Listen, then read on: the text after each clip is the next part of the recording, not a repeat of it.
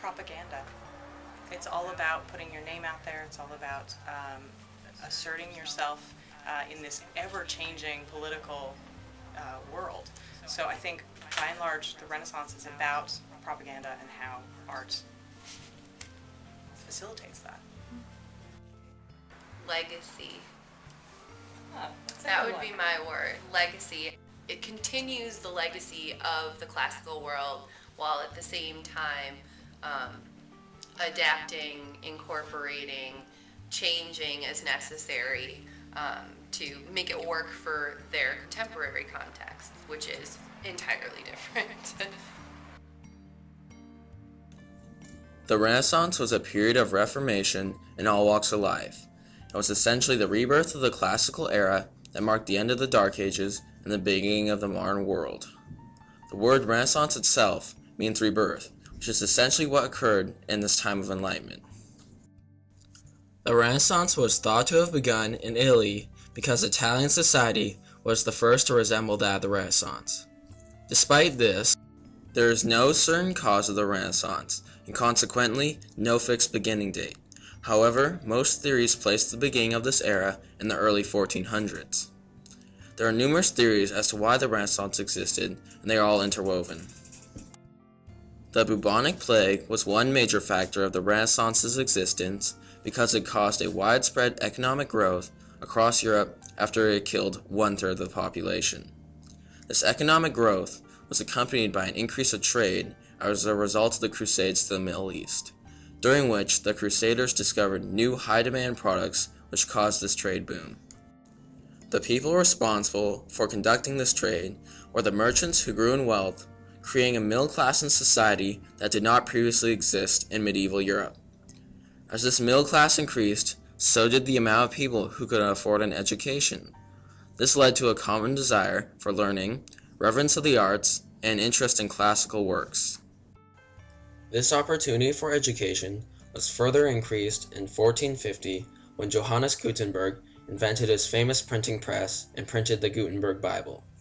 This allowed for books to be more quickly and easily made, which increased their availability to society that, because of the recent economic growth and rise of the educated middle class, was ready to move forward in the world, instead of just surviving as people had done in the medieval Europe.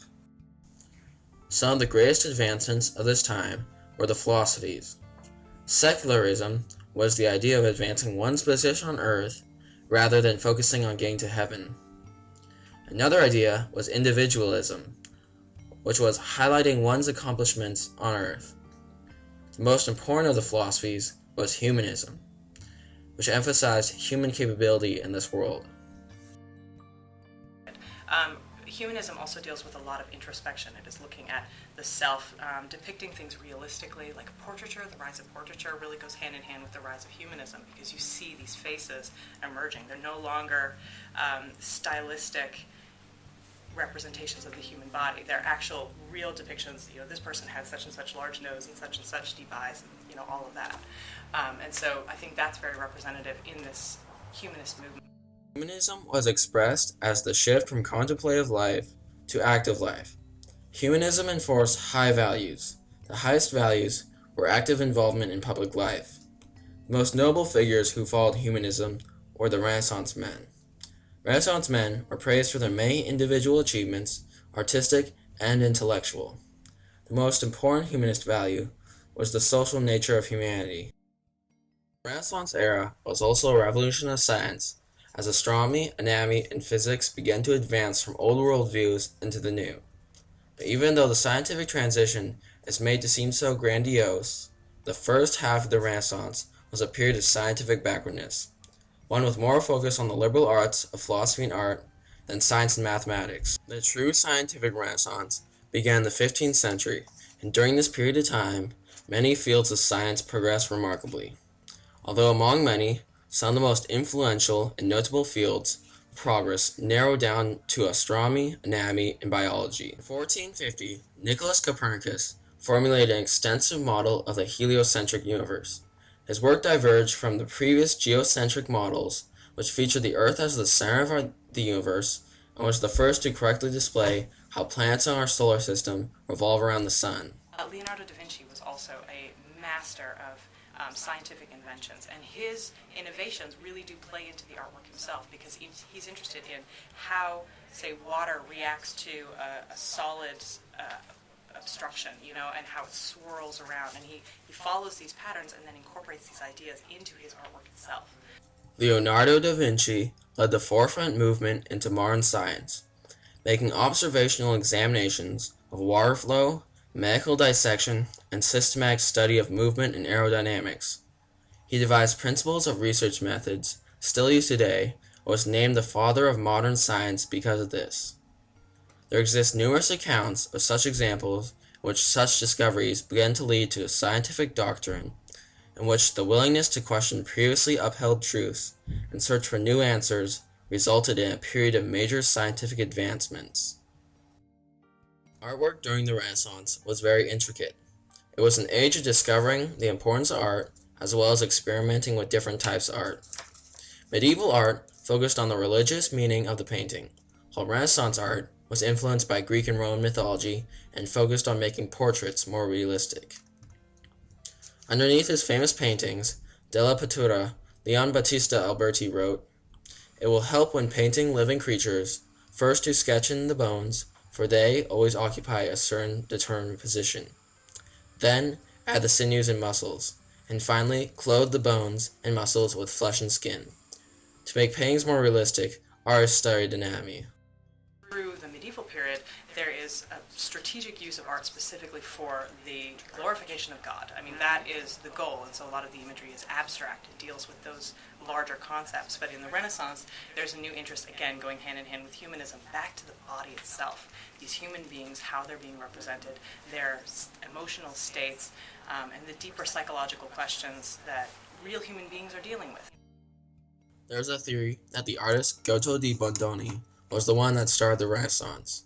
He used to paint many frescoes and was a tireless experimenter in technique. He had emotion to his paintings that showed different feelings, such as his painting Lamentation, in which he showed the grief of the subjects. Goto also learned how to give paintings depth. Artists used techniques that Goto di Bondone used and learned to give paintings depth with light and shade.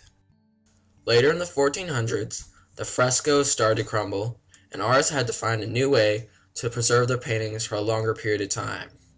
So artists started to experiment with different materials.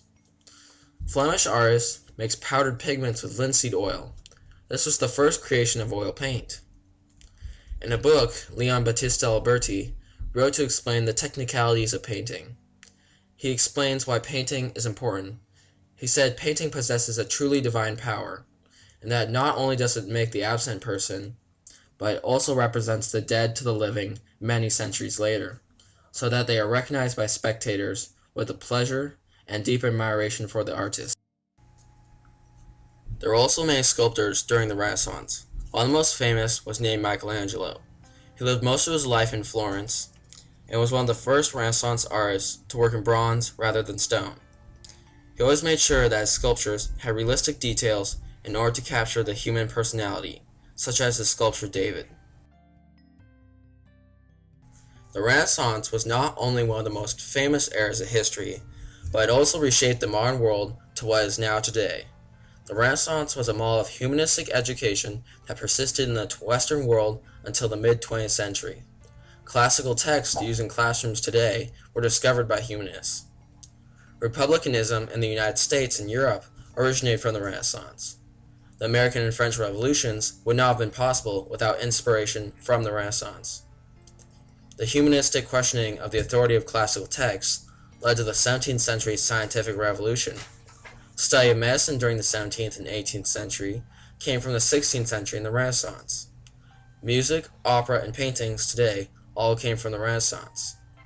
There is also constant performances of Shakespeare's plays. Even though the Renaissance era is long gone, the legacy and impact of this era will live on forever.